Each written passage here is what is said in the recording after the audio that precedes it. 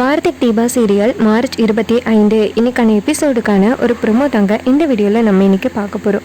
எபிசோடை ஸ்டார்ட் பண்ணுறதுக்கு முன்னாடி இந்த வீடியோவை மறக்காமல் லைக் பண்ணிக்கோங்க. உங்களுடைய ஒவ்வொரு லைக்கும் எனக்கு அடுத்த வீடியோ போடுறதுக்கு கொஞ்சம் இன்ட்ரெஸ்டிங்காக இருக்கும். என்ன நடக்குதுன்னா பார்த்துக்கோங்க.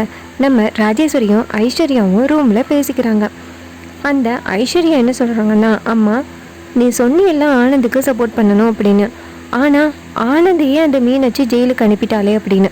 அதுக்கு ராஜேஸ்வரி சொல்கிறாங்க, இதை கொஞ்சம் கூட நான் எக்ஸ்பெக்ட் பண்ணவே இல்லடி. அந்த மீனாட்சி இந்த வீட்டை விட்டு போயிடுவா, அந்த கெஸ்ட் ஹவுஸ்லேயே அடங்கியிருப்பா அப்படின்னு நினச்சேன். ஆனால் நம்ம நினச்சதை விட அந்த மீனாட்சி சரியான ஆளாக தான் இருக்கா அப்படின்னு. அதுக்கு ஐஸ்வர்யா சொல்கிறாங்க, அம்மா அந்த தீபா கூட சேர்ந்து நம்மளை என்னெல்லாம் பேசினா அந்த மீனாட்சி, நம்மளை சாக்கடைன்னு சொன்னான், அவளை சும்மா விடக்கூடாதுமா அப்படின்னு. அதுக்கு ராஜேஸ்வரி சொல்கிறாங்க, நீ சொல்கிறதும் கரெக்டு தான் ஐஸ்வர்யா, அந்த மீனாட்சியை சும்மா விடக்கூடாது, என்னெல்லாம் பேசினா, என்னை எப்படி வந்து கிண்டல் பண்ணா, அவளை விடமாட்டேன் அப்படின்னு. அப்போ ஐஸ்வர்யா கேட்குறாங்க, என்னவா பண்ண போகிற அப்படின்னு. அதுக்கு ராஜேஸ்வரி சொல்கிறாங்க, இங்கே பாரு, நான் செய்கிறத மட்டும் அப்படியே ஃபாலோ பண்ணு அப்படின்னு சொல்ல. உடனே நம்ம ஐஸ்வர்யாவும் சரிம்மா அப்படின்னு சொல்கிறாங்க. அப்புறமா ரியா வந்து அவங்க ரூமில் அழுதுகிட்டு உட்காந்துருக்காங்க, ஆனந்தோட ரூமில். அப்போ நம்ம ராஜேஸ்வரியும் ஐஸ்வர்யாவும் போகிறாங்க. அப்போ நம்ம ரியா வந்து அவங்கள பார்த்துட்டு எந்திரிச்சு நிற்கிறாங்க. அப்போ ராஜேஸ்வரி சொல்கிறாங்க, இங்கே பாருமா, உண்மையிலே எங்களுக்கு எந்தவித தப்பும் தவறும் தெரியலை. ஏன்னா 13 வருஷத்துக்கு முன்னாடி நீயும் ஆனந்தும் ஒருத்தருக்கு ஒருத்தர் விரும்பியிருக்கீங்க. இப்போ கடவுளாக பார்த்து உங்கள் 2 பேரையுமே சேர்த்து வச்சுருக்காங்க. ஸோ இந்த நேரத்தில் உங்கள் 2 பேரையும் அந்த மீனாட்சி இப்படி பிரிச்சுட்டாலே, இது மாதிரி மீனாட்சி விட்டு கொடுத்தாதான் என்ன, இந்த உலகத்தில் 2 கல்யாணம் பண்ணாமையாக இருக்காங்க அப்படின்னு. அப்போ ரியா சொல்கிறாங்க, ஏன் தான் இப்படி புரிஞ்சிக்க மாட்டேங்கிறாங்கன்னு தெரியல அப்படின்னு. அப்போ ஐஸ்வர்யா சொல்கிறாங்க, இங்கே பாரு ரியா, நீ இப்படியே அமைதியாக இருந்தீன்னா ஆனந்தை யாருமே வெளியில் எடுத்துகிட்டு வர மாட்டாங்க. நீ தான் ஆனந்தை வக்கீல் அழைச்சிட்டு போயிட்டு எப்படியாவது ஆனந்தை வெளியில் கொண்டு வரணும்.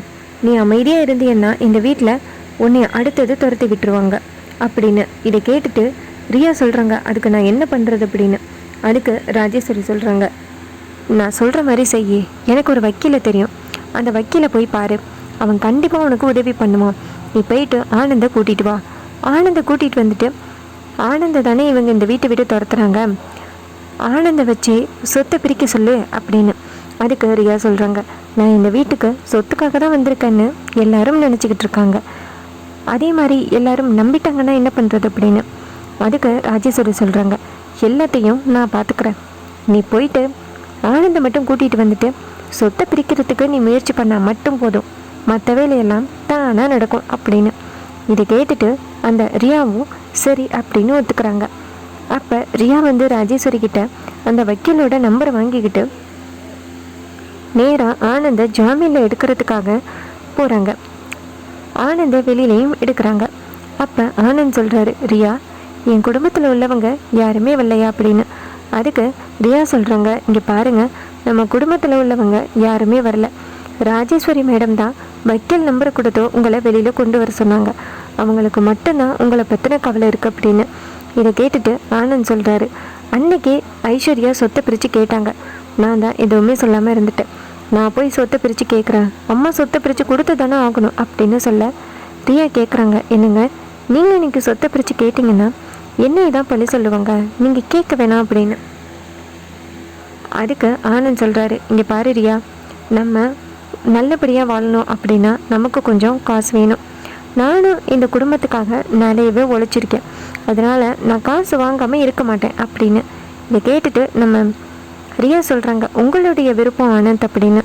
அப்போ ஆனந்த் சம கோவத்தில் வீட்டுக்கு வராரு.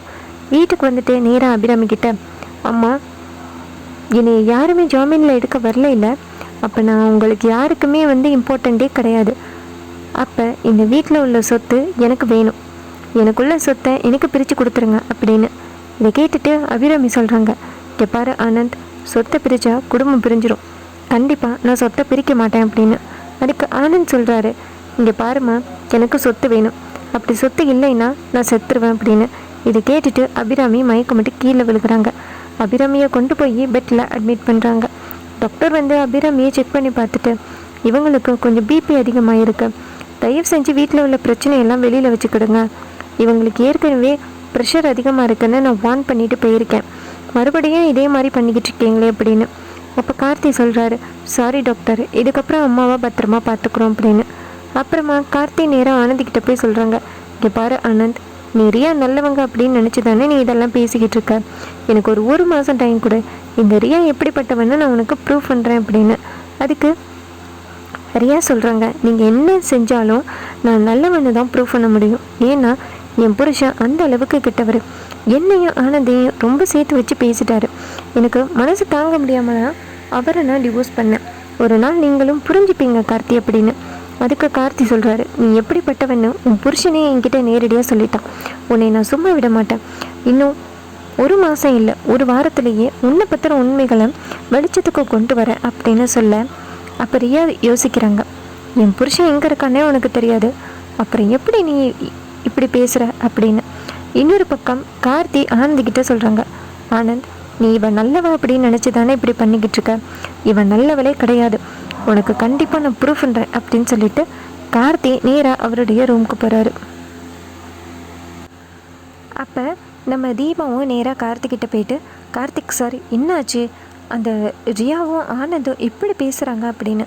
அப்போ கார்த்தி சொல்கிறாரு, விடக்கூடாது தீபா, எந்த அளவுக்கு பேசுகிறாங்கன்னு பார்த்தியா, எங்கள் அம்மா ரொம்ப பாவம், எங்கள் அம்மா மனசு உடைஞ்சு போயிட்டாங்க அப்படின்னு. அப்போ நம்ம தீபா சொல்கிறாங்க, சார் அன்றைக்கி கூட நீங்கள் சொன்னீங்கல்ல அந்த ரியாவோட ஹஸ்பண்டை பார்த்தேன்னு, அவர்கிட்ட கூட நீங்கள் நம்பர் வாங்கிக்கிட்டீங்களே, அவருக்கு ஃபோன் அடித்தா நம்மளுக்கு விஷயம் தெரிய வரும் அப்படின்னு.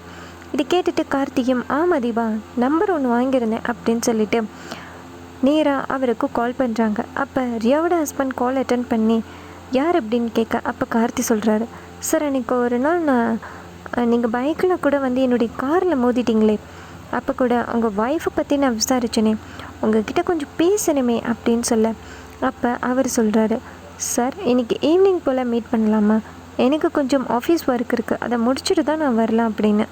கார்த்திகம் சரி அப்படின்னு சொல்லிவிட்டு நேராக அவரை போய் பார்க்குறாங்க ஈவினிங். அப்போ ஒரு ரெசார்ட்டில் தான் பார்க்குறாங்க.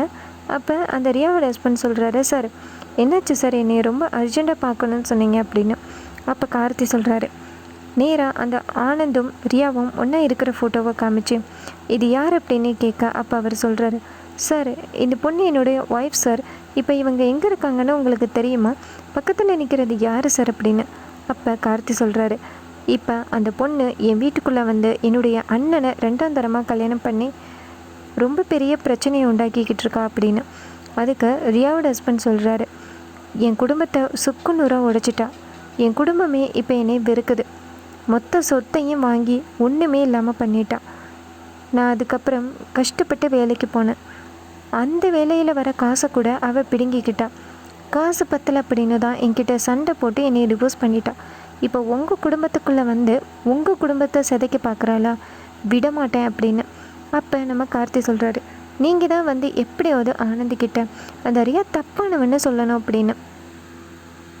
அதுக்கு அவர் சொல்கிறாரு, நான் கண்டிப்பாக உங்கள் வீட்டுக்கு வரேன், அந்த ரியா எப்படிப்பட்டவன்னு நான் ப்ரூவ் பண்ணுறேன் அப்படின்னு சொல்லி ஒத்துக்கிறாரு. கார்த்தி நேராக அவரை கூட்டிக்கிட்டு வீட்டுக்கு போகிறாங்க. வீட்டுக்கு போன பிறகு நம்ம அபிராமி கேட்குறாங்க, யாருப்பா இது அப்படின்னு. அப்போ ரியா அவரை பார்த்ததோட ஷாக் ஆக ஆரம்பிக்கிறாங்க. அவர் நேராக ரியாவை பார்த்து, என்ன ரியா நல்லா இருக்கியா அப்படின்னு கேட்க, ரியா பயங்கர அதிர்ச்சியில் நிற்கிறாங்க.